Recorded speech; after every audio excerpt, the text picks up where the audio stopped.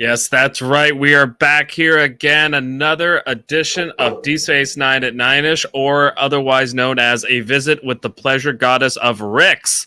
This is Season 4, Episode 8, Little Green Men. I am your host, Jeff Mader, coming to you live, punching into your ears. I am here joined again with my co-hosts. We have my brother, Dave Mader. We'll bring him on in now. Dave, how are you?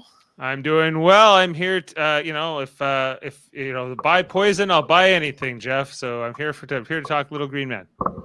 Okay.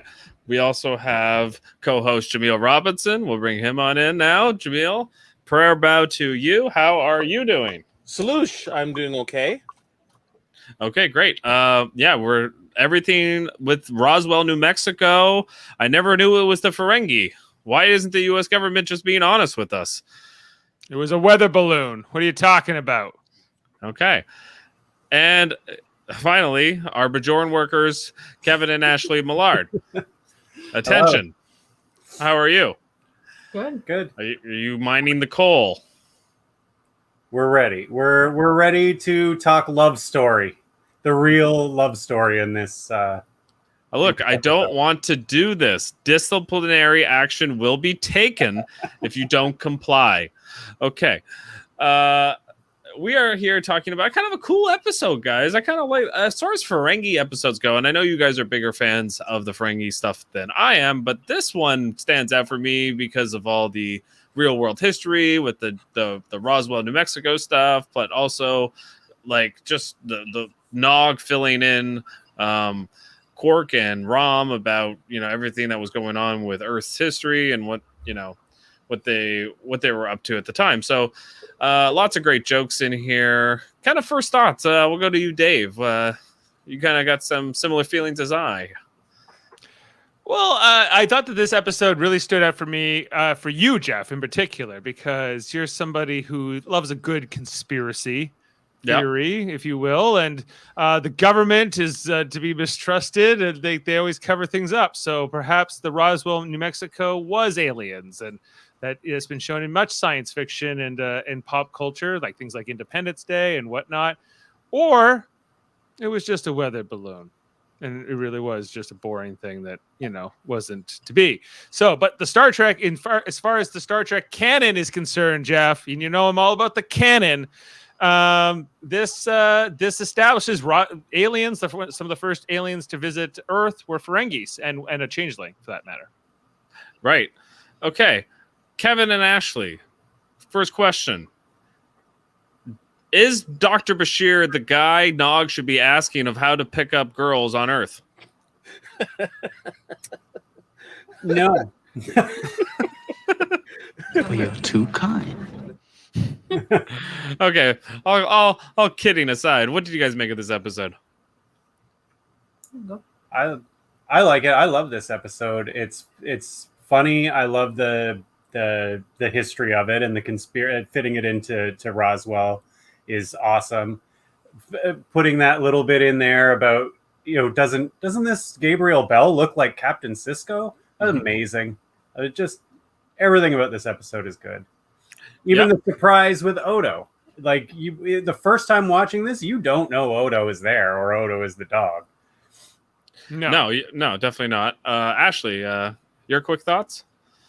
I like it. I always find this episode pretty entertaining. There's I've got a few things that kind of drive me a little crazy about it. But all in all, I like it. I always laugh pretty hard before they get their translator working. Just them not being able to understand each other. It's pretty funny.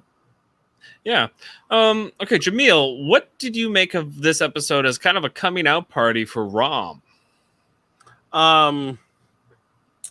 Yeah, they did a lot of rewriting the canon for Rom's character, because it's like, you're a genius. Oh yeah, I'm more confident now. It's like, okay, all the times where you're like a witless idiot, it was just because he was unconfident or anything like that.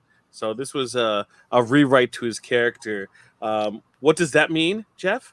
That means the canon isn't set. They can change it however they want to. What was past isn't necessarily what is present. Rom's an idiot. He couldn't fix a straw if it was bent. Right. That is no longer canon by season 4. Is what Jameel's referring to, and I think he has a point. Like, yeah, like he goes on. Maybe he was just shy. Dave would argue that the canon, he couldn't come out of his shell, and he had this hidden genius within him. Dave, what do you make of kind of like the little bit we get on the station here, especially with Worf, kind of talking about Ferengis and Starfleet Academy, and and O'Brien has to remind him like, hey, you're kind of different too. Yeah, I even pulled the clip for you, Jeff. Ferengi at the Academy. I'm not sure that is wise. Oh, I don't know about that. Not so long ago, someone might have said the same thing about you.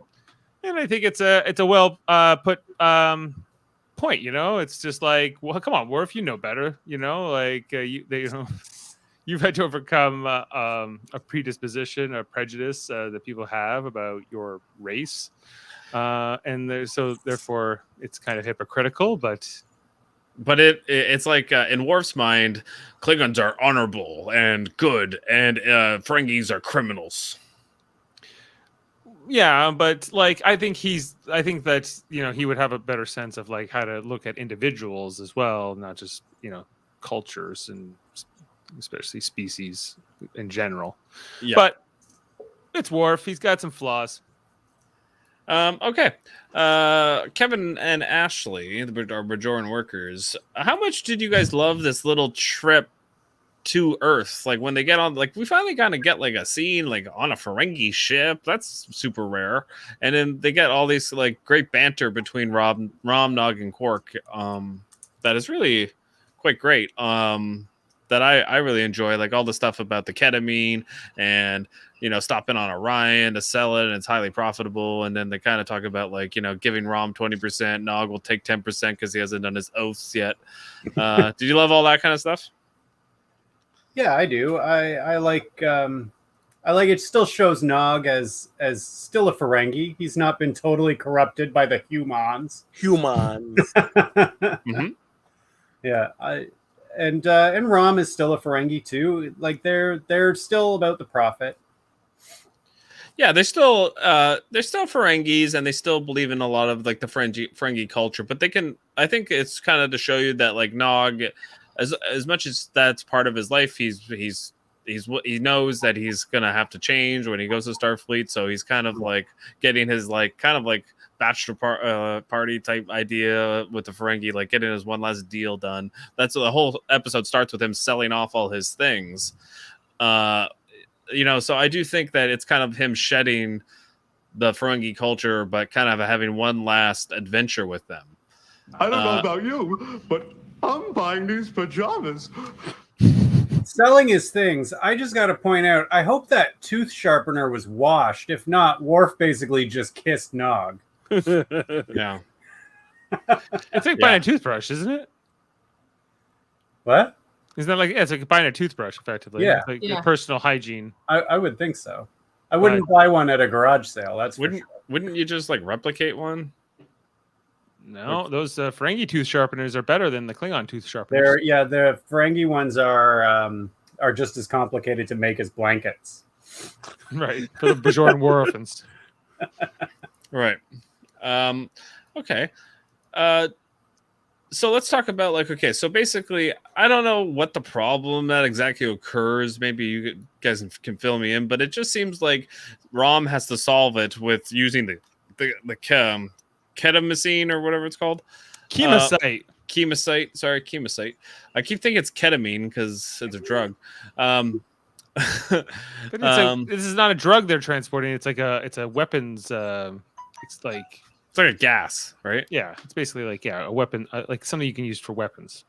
Right, and so Rom has the idea to inject it into their cargo bay, and then somehow that creates a subspace thing and sends them back in time to Roswell, New Mexico, where Rom wakes up in a morgue, and it is kind of like an interesting visual because you're like, oh crap, is Nog and Rom dead? Like that's kind of was like your first thought watching it. Well, Quark's the one who wakes up, not Rom. Sorry, Quark.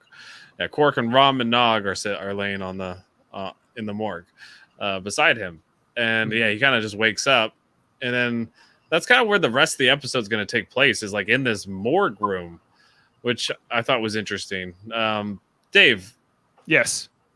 how much did you like kind of dig like the fact that we're having the humans of the 50s, the humans of the 50s, and then they keep going back and forth between the Ferengi language and the like English, and showing us like how the Ferengi are talking to each other, but then how the humans of the 50s are kind of viewing the Ferengi, and then we actually get to hear the actual Ferengi language, be uttered, and I think for the only time in Star Trek. Yeah, I'm sure that'll be in fun facts or details discovered by Dave. Yeah, there was some interesting Ferengi language in this. I don't know.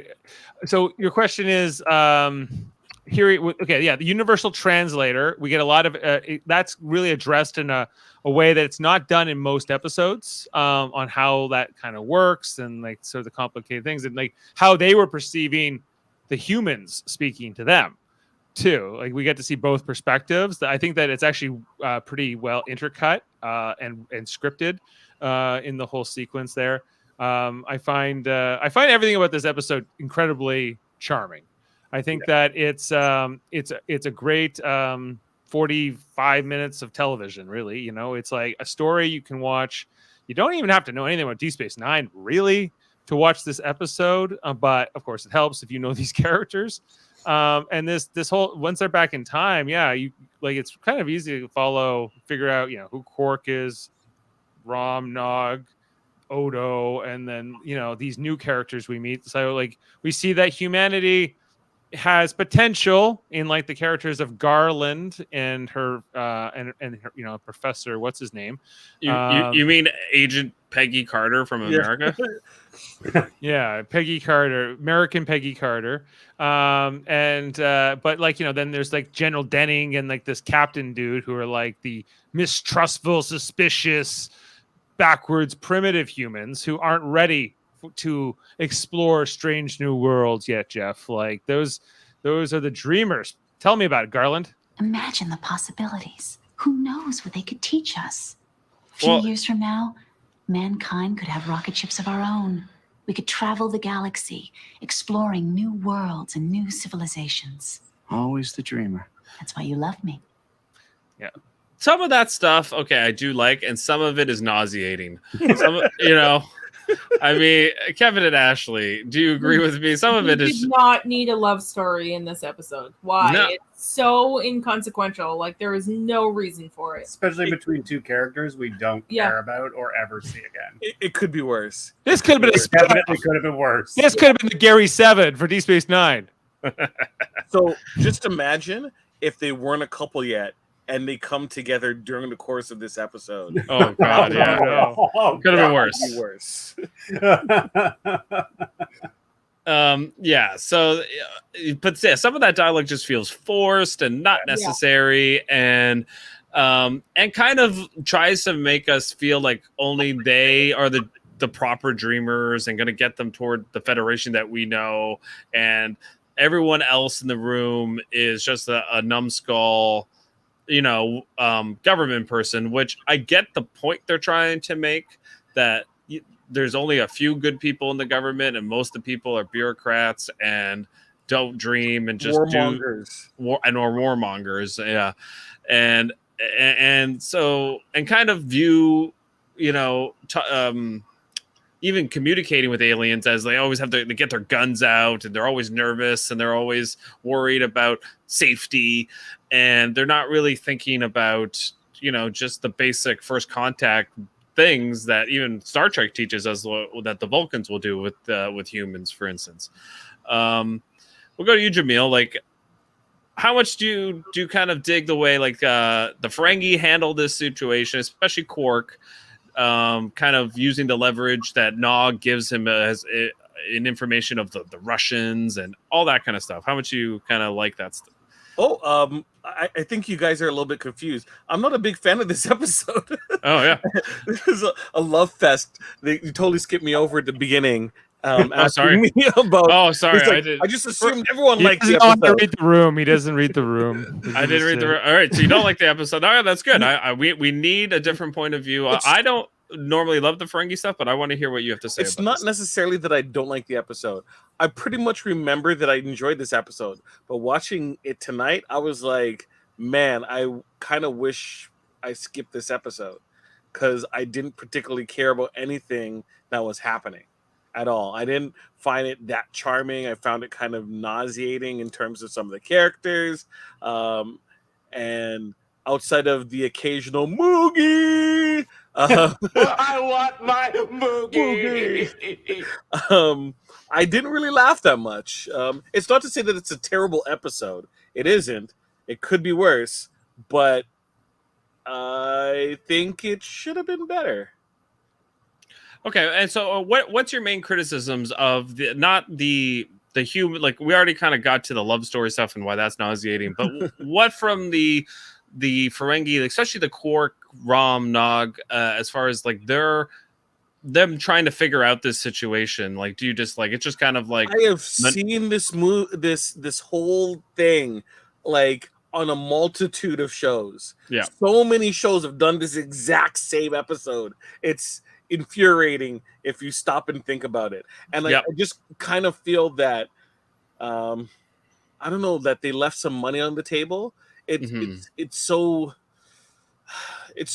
like you kind of wish that there was more interaction with the world, not necessarily to change the timeline, but like what would the Ferengi think about Vegas, and what would they feel about panhandling and other things. Like my mind starts to wander, them like having access to the 1940s and the culture at the time, but we never know. We'll never know.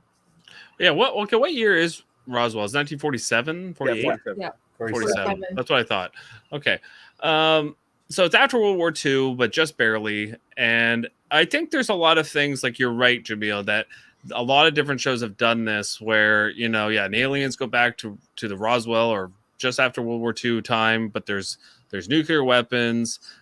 But at the same time, when the aliens come back, then, that makes sense how we got cell phones and TVs, and we got all this technology had to have come from somewhere. We could not possibly have invented it so rapidly after World War II. And a lot of people point to, Roswell and all sorts of different alien,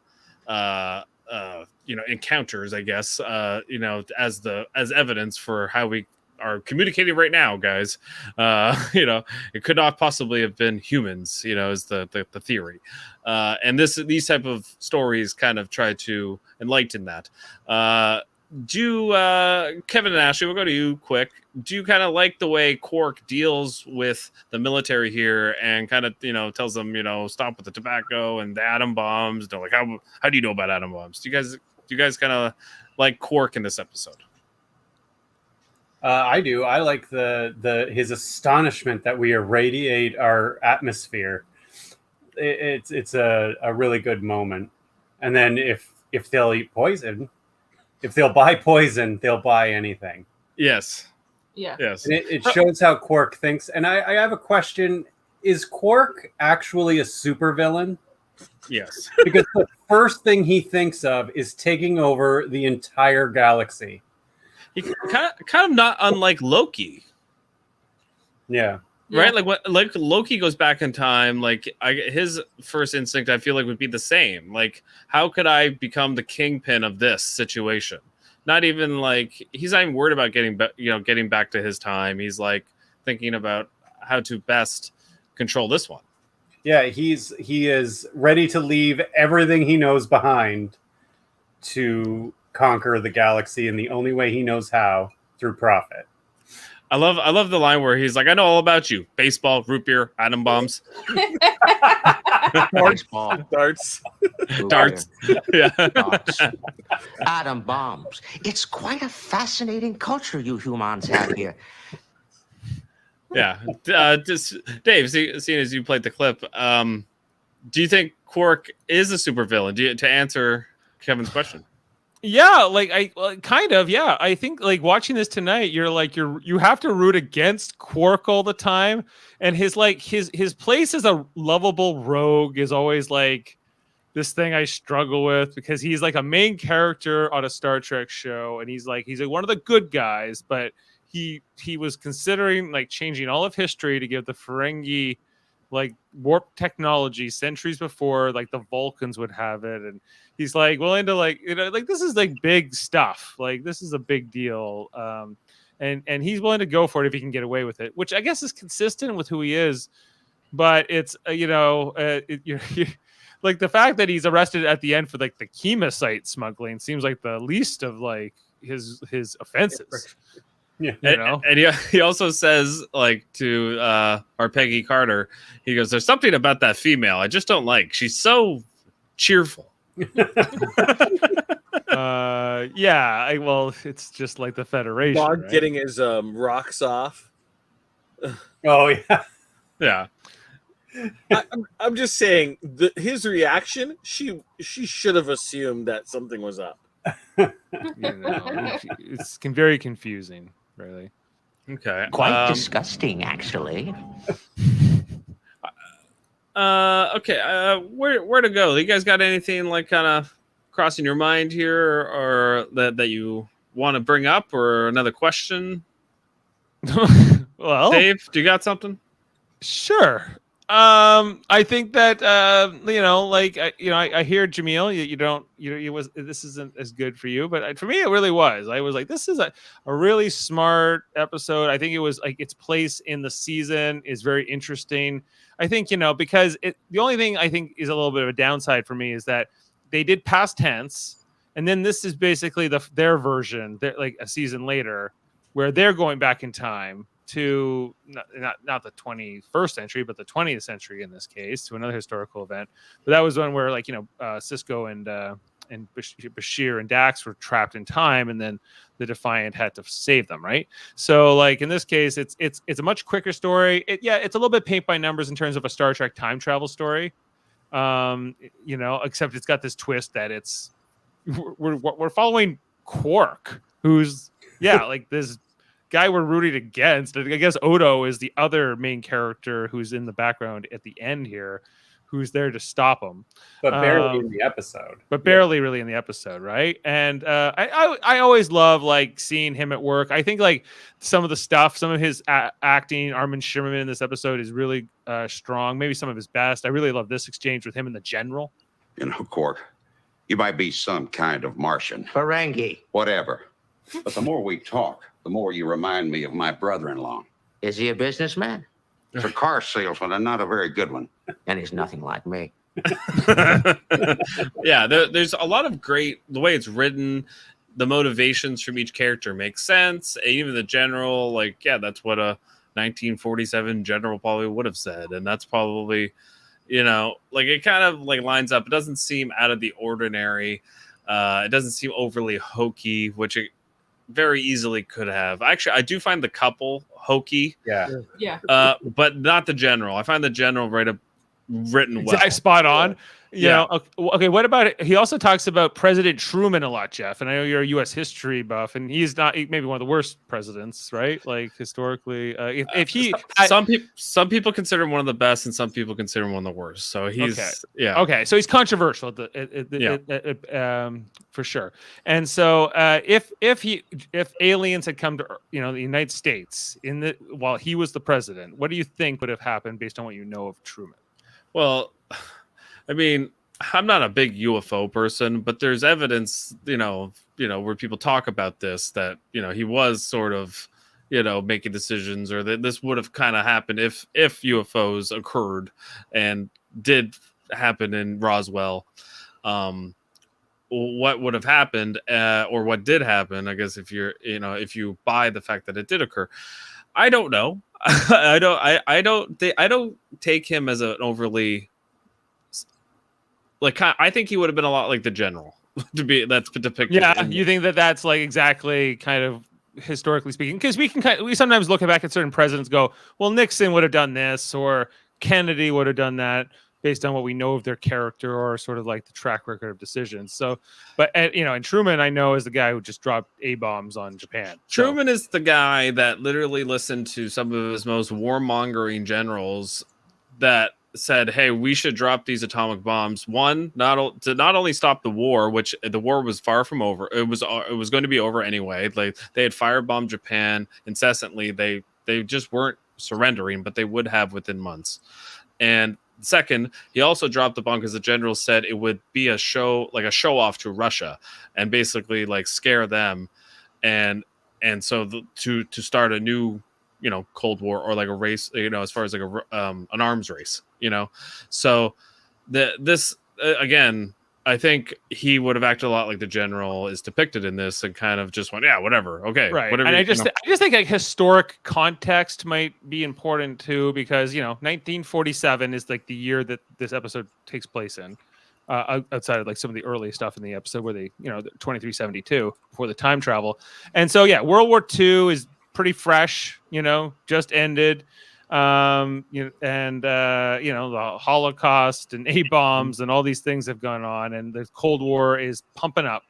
And and so like this idea like Federation of Planets and dreaming those kinds of dreams, is that crazy? Or then you think though, but Gene Roddenberry came up with those ideas and those dreams right. He was a World War II pilot. He had those dreams back then, so he lived those times. I do find that the love couple is kind of based on Roddenberry and they're all the idealism. But I also I know Harry Truman has a very famous quote that says the only type of people that make money in politics are crooks. It's something along those lines. And again, we have the Ferengi in this episode. They're all about profit and exploitation.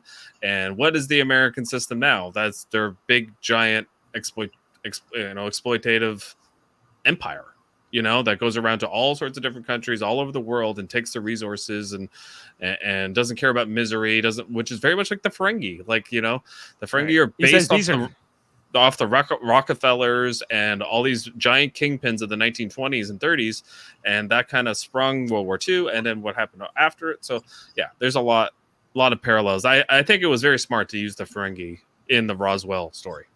If they'll buy poison, they'll buy anything. But what if Quark went to Vegas? and then after his experience in Vegas, you can foresee the end of the episode where Quark's at Deep Space Nine has like a Vegas night, and he has like a whole bunch of like Vegas games, right? And you see Rom's there he has like a dealer's hat, and it's like the house always wins. It was crooked games, and humans loved it. Right? It's my type of people.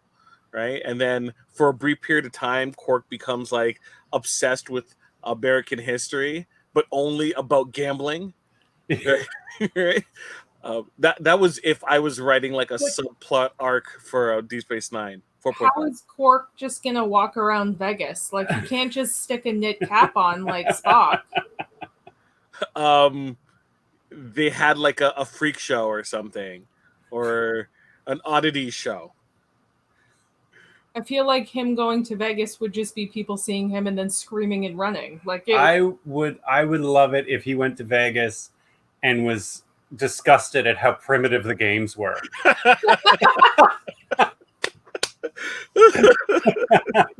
There's no shaps here. Yeah, the children don't start on the first shap. What is this? You mean they bet with paper? Yeah.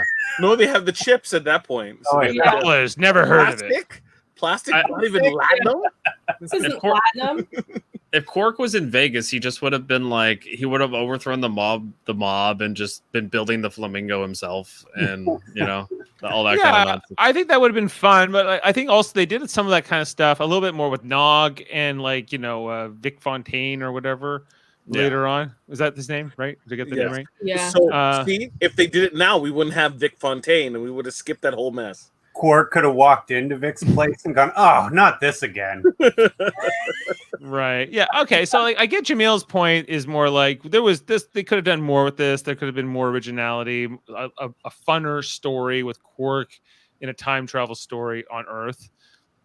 I think that's fair. I think that there was also some kind of like maybe I don't think it was quite the 30th anniversary yet at that point, but there was maybe like something about this episode. If we'll find out in the trivia if there was something that they were trying to like pay homage to or something, or salute.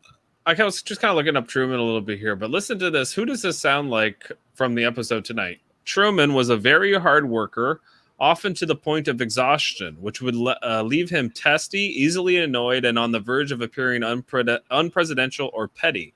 In terms of major issues, he discussed them in detail with top advisors. He mastered the details of the federal budget as well as anyone.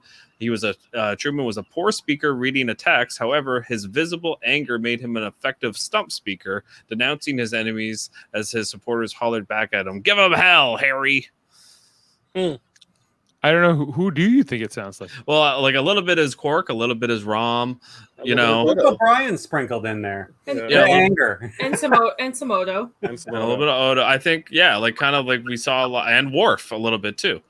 Very stern, and kind of that kind of thing. So yeah, I think they purposely chose certain characters to have kind of feature in this episode, and left out the Siskos and Kira. They really only have like the one line where it's like, oh, they don't even know what's coming at them, or something he says. Kira's a better spring ball racket, and I think and Dax buys Bashir some porn. Yes, yes, right. And then Sisko feels bad that he didn't warn Earth that they're coming. Right, exactly. They have no idea what's coming at them, especially 1947 Earth. Does Sisko know that Odo was on this mission? Probably. I would imagine he would have to. Yeah. I mean, this is his chief of security leaving the station. Yeah. Just leaving the station. Okay. And how far away is Earth from the station? I think like a couple days at least. Several days. Sometimes it's closer than Bajor. So Odo had to hide. He has to regenerate every 16 hours, right? That's his cycle? Yes. Yeah. So I don't know. It doesn't seem like a big ship, but I guess he was finding. He's a puddle in the cargo hole. I guess so. He's just him in his bucket. Yep. But can't they scan for that?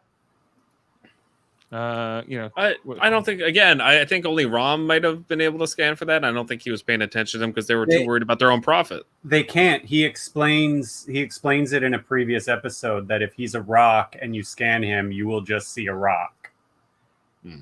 He is not identifiable from what he is. Not when he's the rock, but every 16 hours he has to turn into the goo.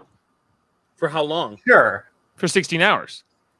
But he could just goo himself into a tiny little crevice that's hidden by something that no one would see if they weren't looking. And hey, if they don't know, first of all, if they don't know he's there or have any idea that he's there, why would they be scanning for him? And two, can he take just naps? Like, can he stretch that 16 hours by just like getting a 45-minute sort of goo nap? It's never been established in the canon. I say yes. I think so. Too. I also wonder, did he like discover that there was a dog on this base and just kind of hid that? Like, did he do something to this dog and then impersonate the dog, or was the dog is tied up? There was no dog. Hey, there's a dog on the base. That's cool.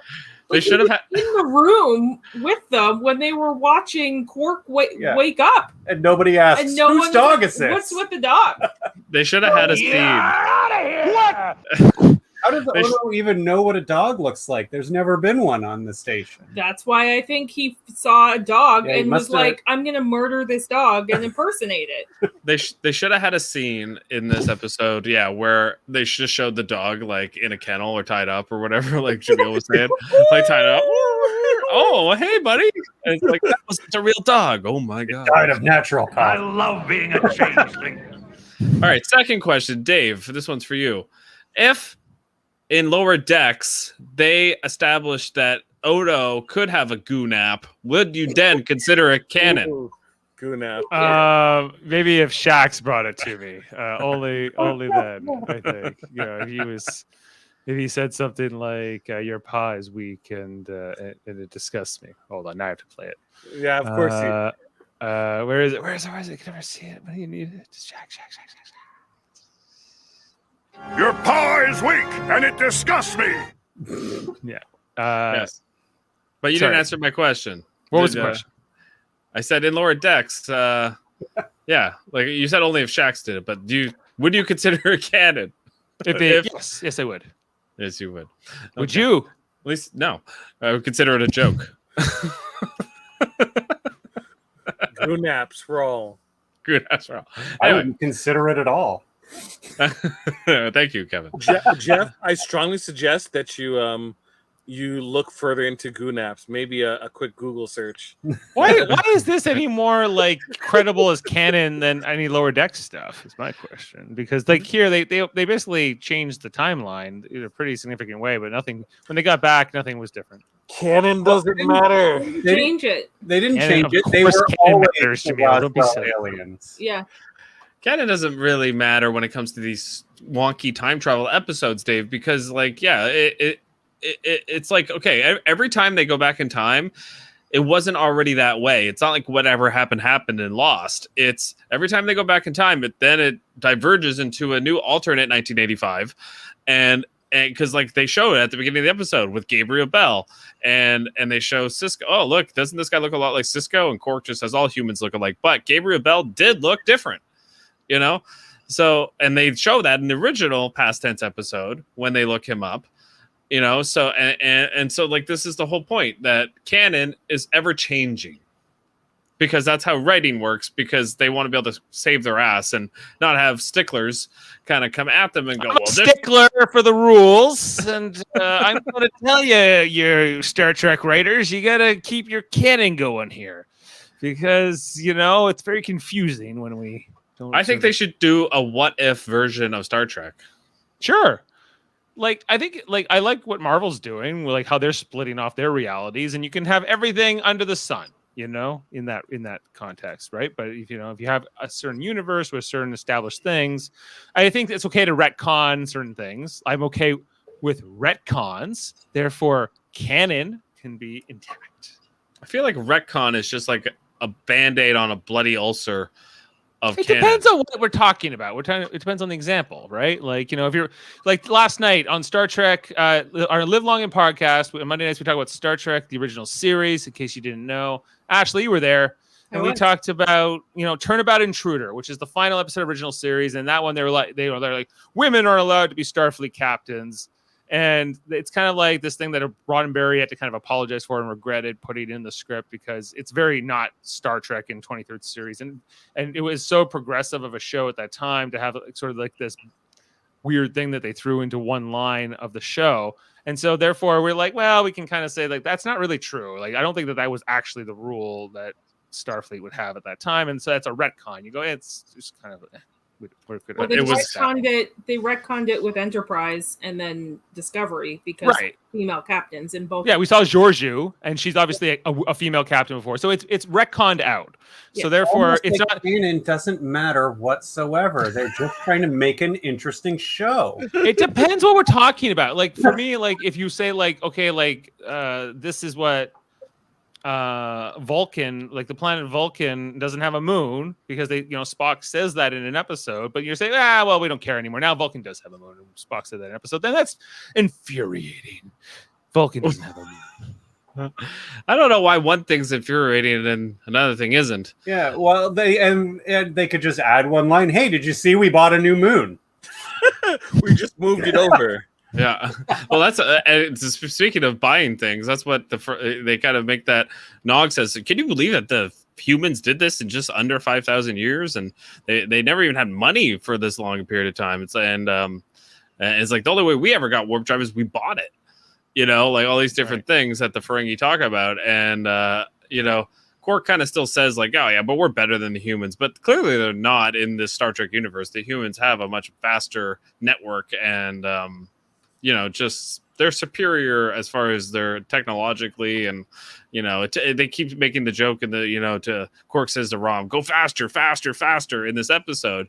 And it's because their ships are slow, compared to the Defiant. Faster than a Romulan battle cruiser, is it not?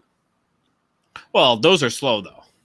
Well, what I love about Star Trek, and I think what they're often trying to push about humanity, is is that Earth is like kind of greater than the sum of its parts, and kind of achieves great things in amazing amounts of time, and well beyond, and come together. Whereas like there's a lot of pessimism in our world and in a lot of our fiction where it's like, well, we're not going to come together, we're not going to figure things out, and it's kind of like, no, like Star Trek believes like actually humans are pretty awesome. And humans brought together the Federation in the first place, and that's something like so I think that's often that optimistic message that kind of gets overlooked, that they're trying to say, and we're going to teach people to be better by looking at the best parts of ourselves. Yeah, no, I totally agree. I think that a lot of that is done through the nauseating couple in this episode, but the sentiment is true, but at the same time, for me, like the stuff I like is all the commentaries on kind of like our current world. I like in this episode of like how we're killing ourselves and destroying ourselves, and for no good reason other than profit. And Quark's all about it, but Rom and Nog are kind of not, and they're kind of, and especially Odo, they realize they're not where they're supposed to be, and that humans need to get to the point where, they're going to need to go through the Bell riots in about 70 years, and right around this time, 80 years, right? Because it says 2024 on that pad that I showed a little bit earlier. Yeah, but 3 years for us. 3 years for us. And, this is the thing with Star Trek is they do a good job of kind of just coming in and out of time and not affecting like our timeline so much, but kind of having fun with it in a way, especially with past tense. It was very prophetic in a lot of ways. I mean, this has not been a great start to this decade, and I think the Bell riots are totally possible in our decade. Jeff, let me ask you something too. But like the whole thing where after like Quark tries to sell them things and tries to like make all this business proposition, and those like soldiers like Captain Wainwright like turn on them and they get the truth serum. Do you feel like you're like, did that feel real? Did you believe that? Like they're like, yeah, we gotta find out what the hell is going on. Well, yeah, I think so. I think the fact that biologically aliens would be a lot different than us, and to expect that like human drugs would work on an alien is ridiculous. And then I think threatening Rom I thought was really funny, and he just blabbers and that was my other question. Yeah, okay, so Wainwright like starts basically like threatening them with like the scalpel, like first Quark, and then they're tied up in the chairs and everything, and then eventually Rom spills the beans first, but he doesn't believe it. Here, I got the clip. It was an accident. We're from the future. The warp core was sabotaged. It's all Cousin Galen's fault. I want to go home. I want my Moogie. Moogie? Moogie. And then, but he doesn't believe Rom, but he does believe Nog. We're advanced scouts for the Ferengi invasion fleet. I knew it. It's a narrative he believes or wants to believe. It's what's believable to him in his mind. To think that these people are time travelers is beyond belief to him. But that is the reality. But to the soldier, it makes more sense if they are scouts. If it's more militaristic and it's not less scientific, and that's how an army soldier interrogating someone would think. So definitely, especially one just coming off of a big war.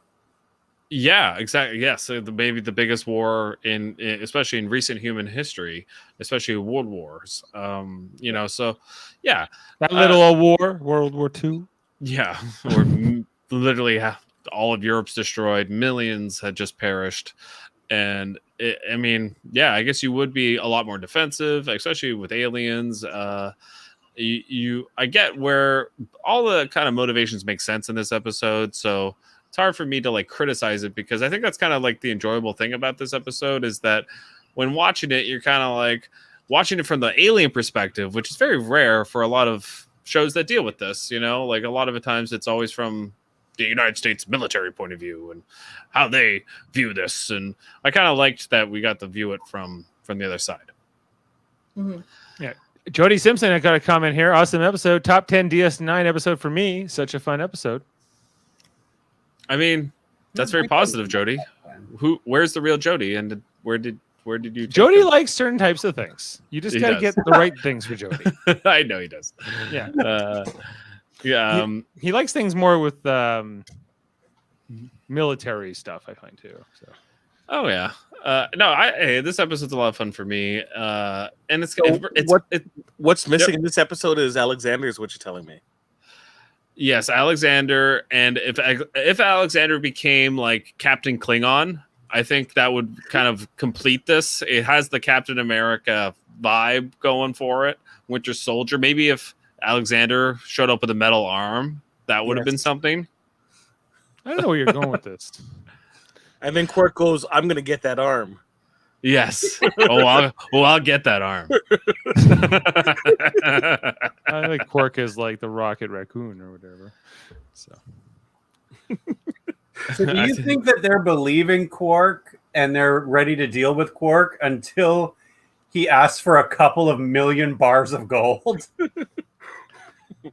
No, I think that they were going to do this regardless. They were eventually going to try to interrogate them, I think, at some point. But they they didn't start with that approach, which was maybe the more surprising thing. Yeah. So and then they get away because Peggy Carter from America decides to help them out because she's a dreamer, and it was the mind control. Yeah.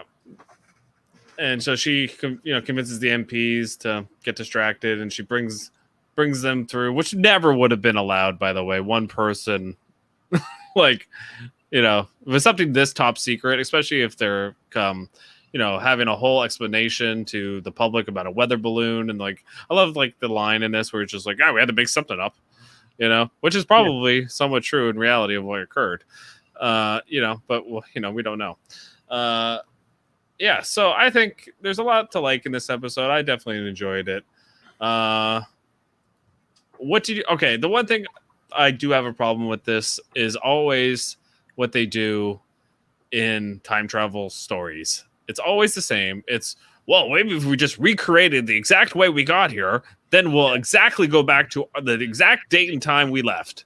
And I always kind of wish that when they come back, it was a different time period, like maybe 3 months in advance, and Deep Space Nine, all these different things happened, and they kind of it's a different reality, or they kind of just change something slightly because to me that would be kind of fun. Discovery did that, right? 2 weeks earlier. Yeah, we're going Discovery, and when they came back from the Mirror Universe, and it was 6 months later or whatever, and so there was sort of they've sort of done stuff like that, but not this. TNG did it once too. They lived was it TNG? They had to relive 3 days. I can't remember what episode that was. They were stuck in some kind of a loop, and then they had to relive 3 days. Oh, cause and effect, you mean? Did they? I don't think they did cause and effect. No, they found out that they were in that loop for that's not the one I'm talking about. Not that. That's a different one. I'll have to look it up. Yeah, Jody, look it up and send a comment about it. I was talking more about DS9 because they do go back into the past quite a bit on DS9 like this, and it's always when they happen to be traveling to Earth, which is once every once a season basically. Yeah, Jody's saying you're the naysayer. Actually, it was actually Jaemeel. Jaemeel was the one that said he did. I like this episode, but Jaemeel, Jody, I have to cover it from all vantage points here. Yeah, he's got to be objective. Good host. That's why he's such a good host. He's a journalist, really. I'm a journalist. I'm a Star Trek. I'm like Jake. He's just like Jake. Jake, go. Well, then I'm disappointed that you're not wearing clothing inspired by Jake.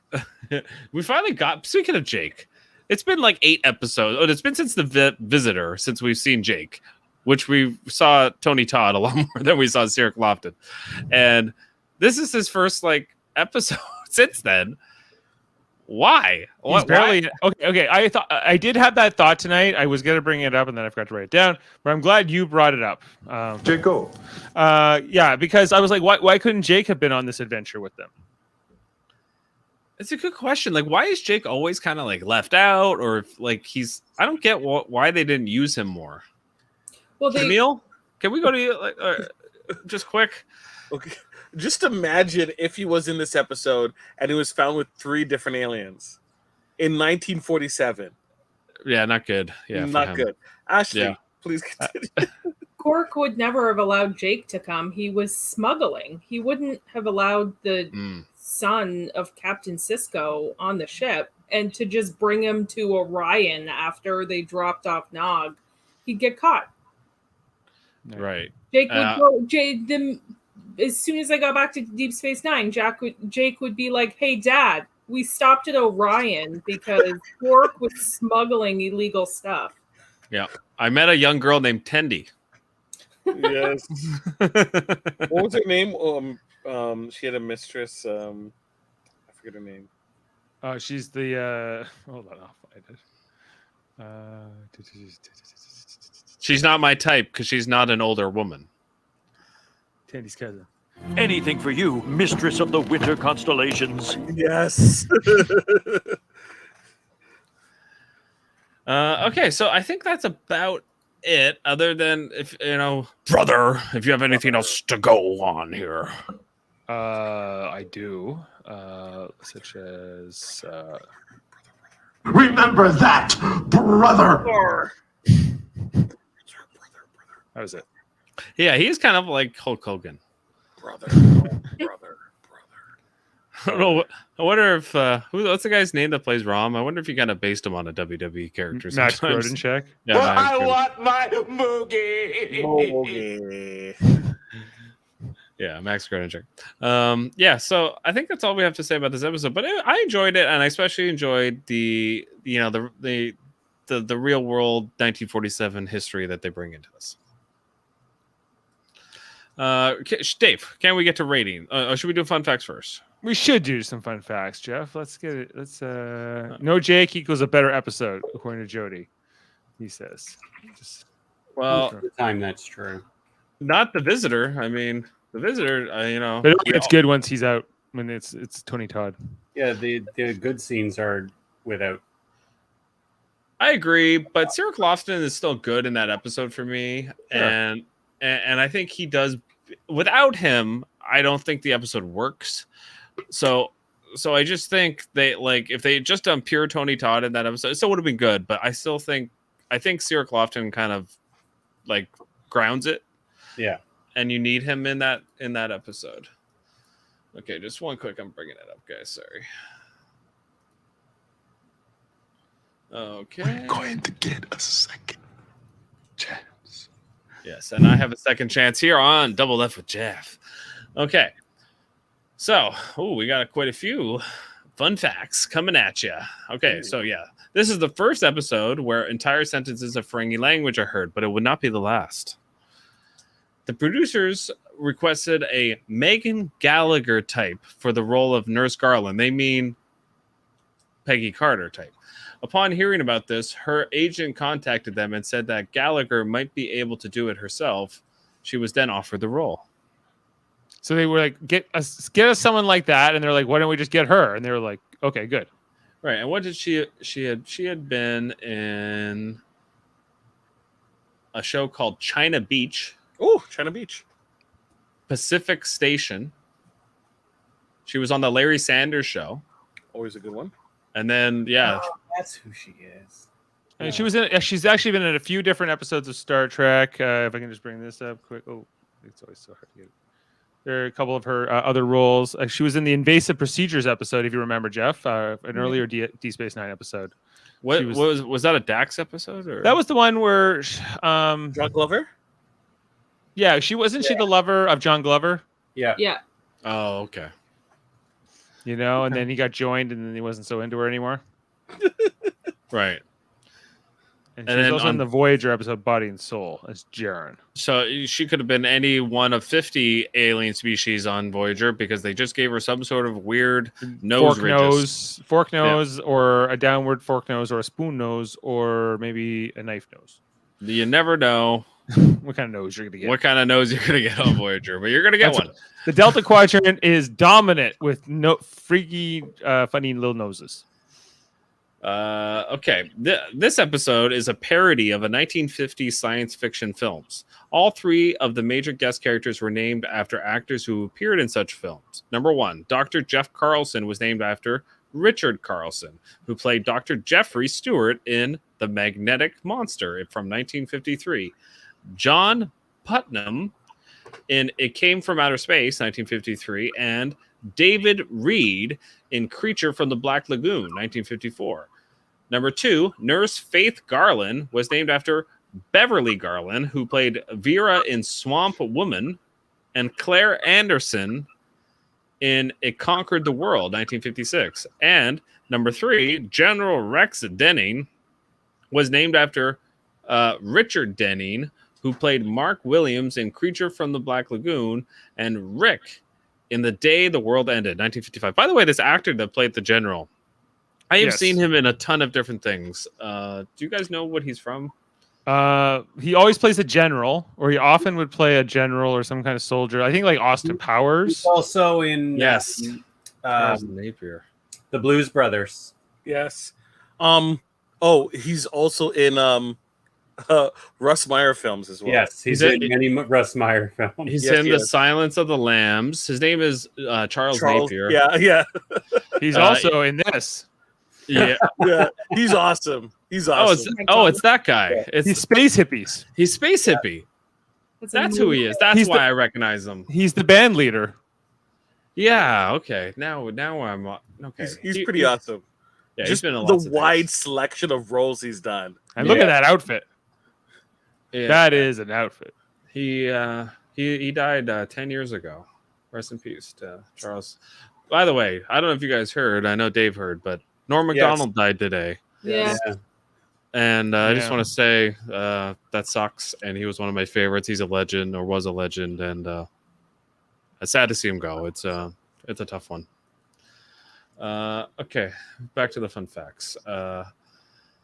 Okay, the scene where all of the humans observing the Martians behind the one-way mirror were smoking was a deliberate commentary on the use of tobacco in the 1940s. Initially, the studio was originally against having anybody smoking at all in this episode, but Ira Stephen Bear pointed out that they couldn't do an homage to the 50s B-movies without seeing the character smoke.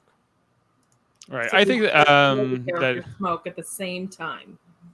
Yeah, I like the Quark's little line here where he's like, "You need to stop doing that." Where is that? Here? What's that disgusting? Stop poisoning your bodies with tobacco and atom bombs. Sooner or later, that kind of stuff will kill you. Come on, even the Ferengi know better, Jeff. Yeah, and they eat bugs. Okay. The producers originally wanted Charles Napier to play a character similar to his role in Star Trek, the original series, The Way to Eden, as you just showed, Dave, but as a jolly, singing, silly Billy, but he refused and instead plays a polar opposite to that character, playing the general. His life was over. He was meant to be a general now. He's like, if I'm doing Star Trek again, I'm doing it serious. Yeah, I'm a soldier. Yeah. Okay.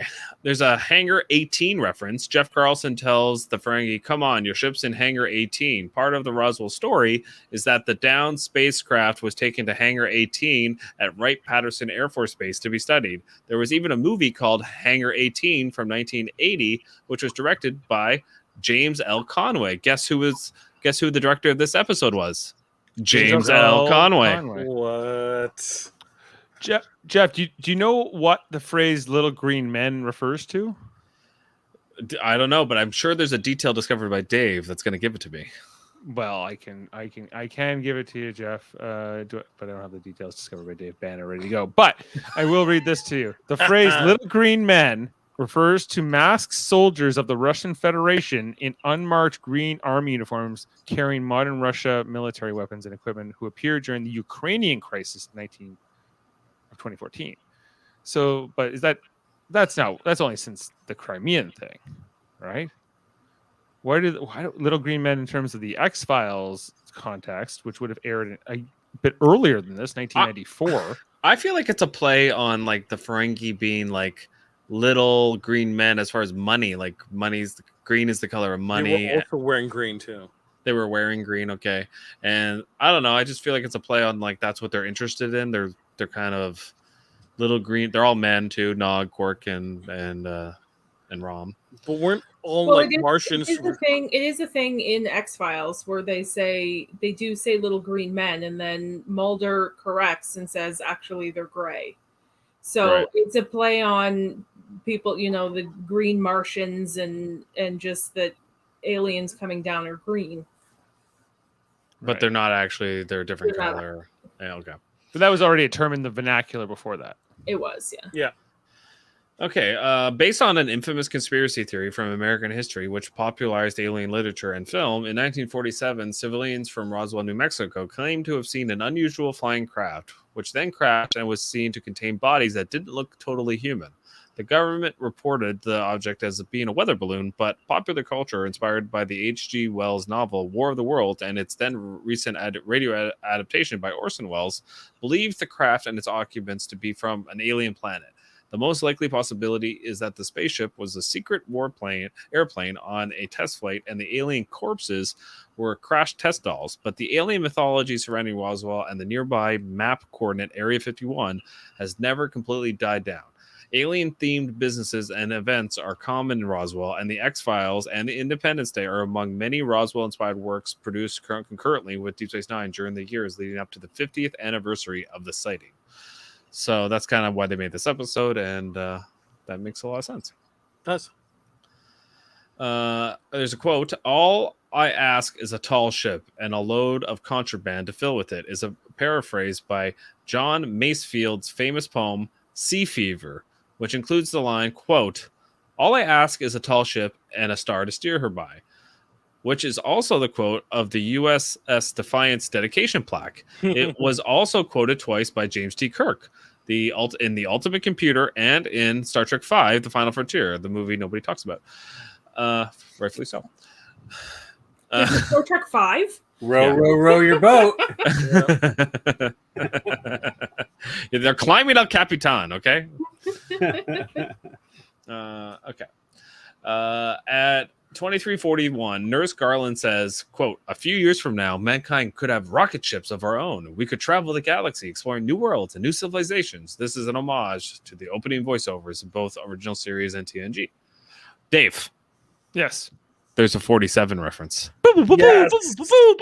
47. It's 1947. There's actually two. Oh, no, it is 1947. Yes.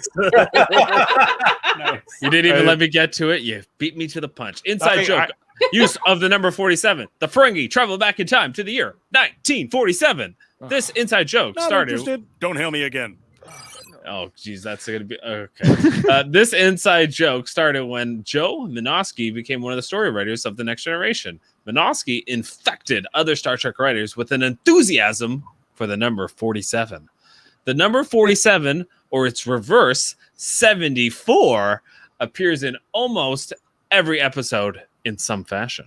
Who is this Minosky, and what do we have to do to punish him for this? Like, is my question. I don't know why you have a problem. The number is canon. Okay, here's If you another know how numbers work, Dave, you wouldn't be so upset. Here's another 47 reference for you. Charles Napier, who was the general we later discussed, later appeared in Roswell, Summer of 47, which came out in the year 2000, based around the same incident from 1947. There's also another 47 reference. When Jake wonders how many hours that he and Nog hung out looking over the promenade, Nog answers 2,147. Just Damn kidding. But that's not 47. That's 2,147. He still said if you know 47. how numbers work. Numbers there. Yeah, the numbers there. It's numerology. Look it up. The title Little Green Men refers to one of the most popular designs of space aliens in mid-20th century science fiction art. We learned that sodium pentothal does not work as true serum on Ferengis. Could have been poison to them too. Could have been, yeah. Wasn't. Okay, so this has many parallels with the movie Escape from the Planet of the Apes. And I know, Kevin, you're a big Planet of the Apes fan. It is. If they had actually done Jameel's thing where they go around to Vegas and stuff, it would have been exactly Escape from Planet of the Apes. Yeah, so for example, 3 aliens, a male and a female psychiatrist who befriend them, being caged, and the humans wanting to experiment on them. So that's in that movie. And even the sets and everything in this seem inspired by that movie. That's good. Yep. Okay. Gabriel Bell, his birthday was shown in this episode. He was born April 24th, 1987. He's the same age as Jerry McRae, our friend. Same birthday, not the same age, because Jerry's already alive. Right. Okay. Wait. April 24th, 19. Oh, you're saying he's born the same year as Jerry McRae. Right. That's what I said. Same age, but not the same day. No, I said the same age. There's the whole year range where they're the same age, Dave. Okay. So let me get this straight. So like, if I look at this pad here, Jeff, and if you look here, like the last number in the year he died is 4. And the above, like the last number in the year he's born is 7. Is that another 47 reference? You are correct. Damn. That's how numbers work, Dave. Code is everywhere. This episode, for instance, Dave, takes place in 2372 and July 1947. July is the 7th month. 747. Okay. Lots of 4s and 7s is my point. July 4th, 1947 would have been even more 47. Okay, so Quark refers to the dog, which he later learns to be Odo, as that thing. That thing with them. In the movie The Thing, the titular antagonist is a shape-shifting alien, which likewise assumes the form of a dog at one point. It all comes together. That's the point. That's a stretch. It's no more of a stretch than our 47 references. But the 47 ones infuriate me and give you all entertainment. So it's well, they're canon, Dave. They're canon, of course. Yeah, they are. Yeah, they're canon. They're canon. It's I better embrace it. Jeff, do you see who I am? Your turd first. No, that's a great homage. There you go. Yeah, it's funny. It's a funny name. Funny. Yeah. Check out this hat. Rest in peace, Norm. We'll miss you. Okay, let's go. Let's move on to our ratings. All right. Ratings. So let's jump in. And Jeff, do you want to start us off? Now, this one's easy for me. 7.4. Damn it. You're asking for it.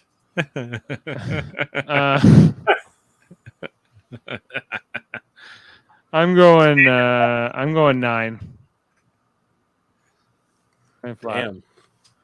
Damn.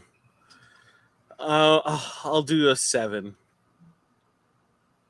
I'm also a 9. Jeez. Wowee. 8.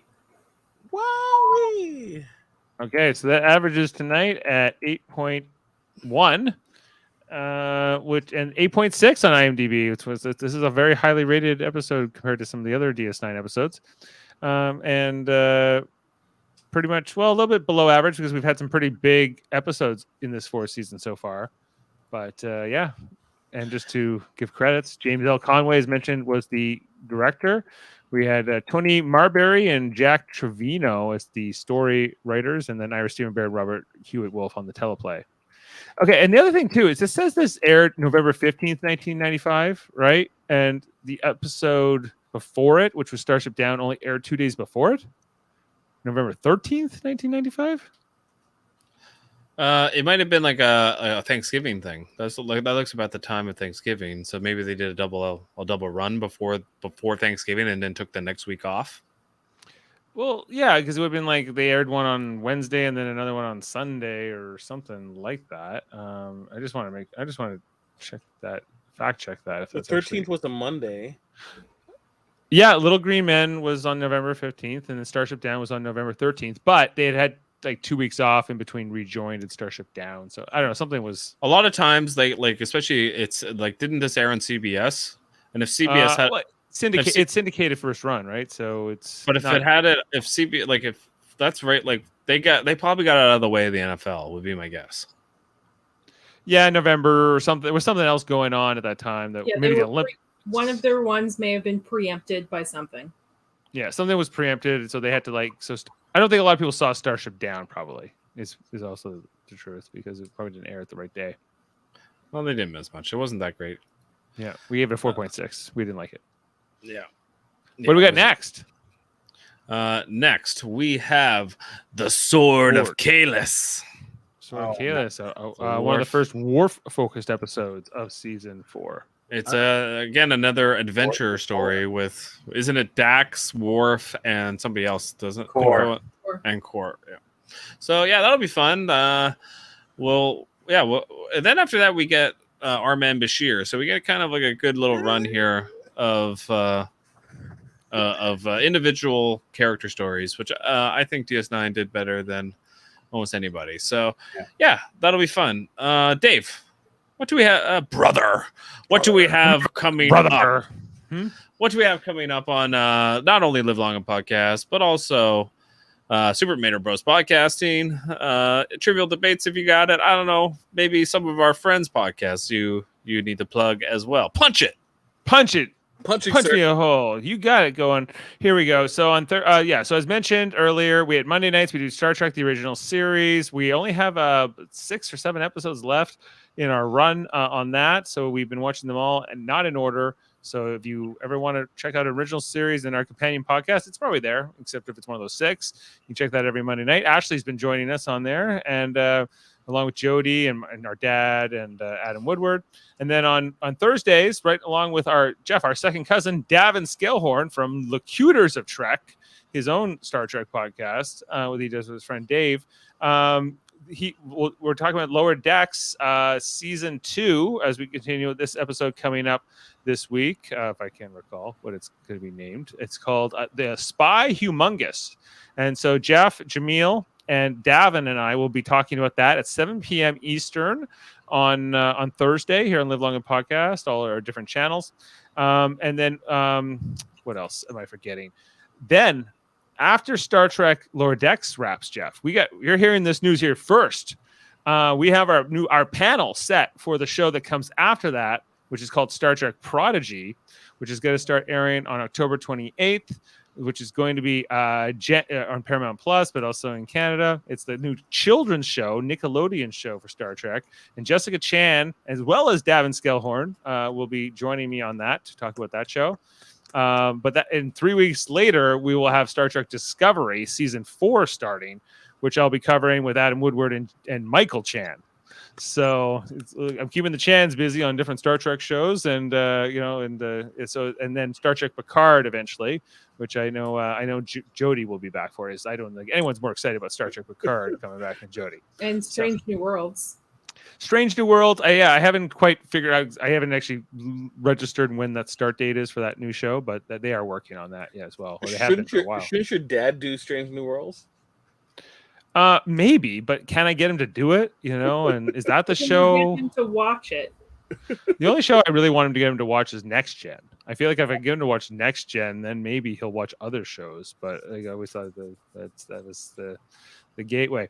And then also, Jeff, did you know we have another channel called Super Mario Bros. Podcasting? I think you do know because it's kind of named after us. But with Jaemeel, Jeff, and I, we talk about all kinds of different content, and Ashley and different panelists, basically the same panelists we have here on Live Long and Podcast, as well over on scripted and unscripted shows. Right now, we're doing Big Brother season 23, the American version. 3 times a week, Sundays, Wednesdays, and Thursdays. We've been talking about that for 10 weeks straight. They're down to the final 6. The cookout is dominating, but now they have to turn on each other. Check that out. We'll be here Wednesday and Thursday this week to talk about the veto and then the second double eviction as well. Check out our Marvel Cinematic Universe podcast over there. We talk about all the new Marvel shows and movies, including Shang-Chi and like Black Widow and Falcon and the Winter Soldier and different things there, including Survivor, which is going to be coming back. That's not related to Marvel. I'm sorry, that was a bad segue. And then we're going to be doing Survivor after. I think that's going to be pretty much ending when Big Brother ends. I assume we're doing Survivor. I heard the Beast is back. The Beast is back and the monster is hungry. So and then we do. I can't even remember all the stuff we do, but we talk about lots of shows. And then on Trivial Debates, our third channel where we argue about movie, TV, sports, and more. on a monthly game show format. You should check that out last Sunday of every month. Jaemeel hosted the last one. Actually, I got to start thinking about the next episode, but that will be on September 26th. I know Max Duda is going to be on that one. And anybody else who wants to. So anyway, let me know. And check out Eamon's podcast, my son Eamon. He's got Let's Talk About Fighting Games, which is you can find on audio podcasts like Spotify, wherever you get your audio podcasts, like video games about fighting. And with that, Jeff, pass it back to you. Well, guys, I thought we would go out on a quote from old Normie. I have one here that says, people know I go to Vegas a lot. And they always ask if I saw the white tigers at the Mirage. And I say, only if they were sitting at the Let It Ride table. Okay. Thanks, guys. Not all were winners. Not all of them were winners.